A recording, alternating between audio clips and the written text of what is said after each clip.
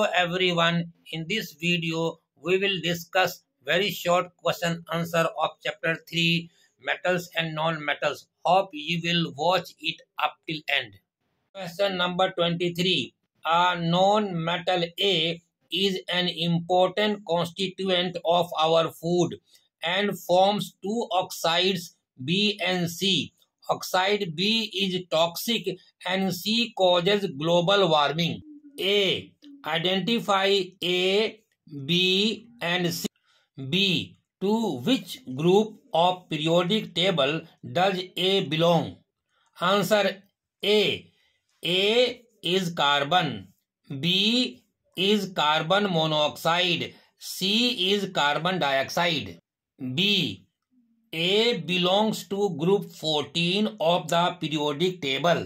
Children, एक non metal है ए, जो हमारे फूड का इम्पोर्टेंट कॉन्स्टिट्यूएंट है और यह दो ऑक्साइड बनाता है। एक है बी और दूसरा है सी। ऑक्साइड बी जो है यह टॉक्सिक है और जो सी है वह ग्लोबल वार्मिंग कॉज करता है। तो आइडेंटिफाई करना है ए, बी और सी को। चिल्ड्रन, क्वेश्चन बी में हमें बताना है कि ए जो है पीरियोडिक टेबल के किस ग्रुप में आता है। आंसर ए जो है कार्बन है, बी कार्बन मोनोऑक्साइड है, सी कार्बन डाइऑक्साइड है।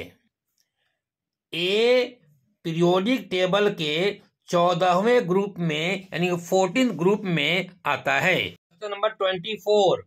A.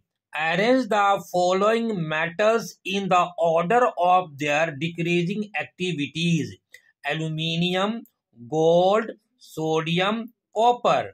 B. Give reason of aluminium powder with manganese dioxide on heating.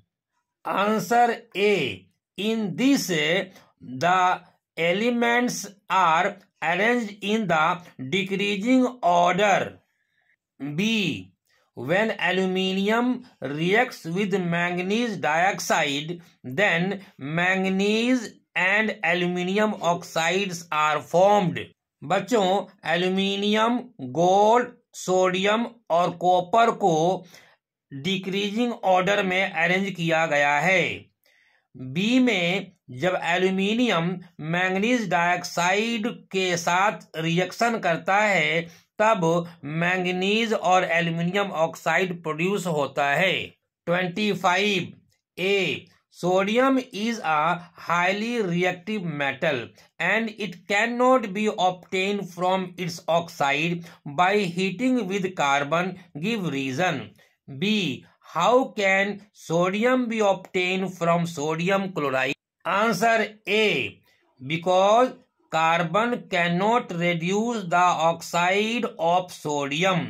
B. By the process of electrolytic reduction. बच्चों, सोडियम ऑक्साइड को कार्बन रिड्यूस नहीं कर सकता क्योंकि सोडियम बहुत रिएक्टिव एलिमेंट है।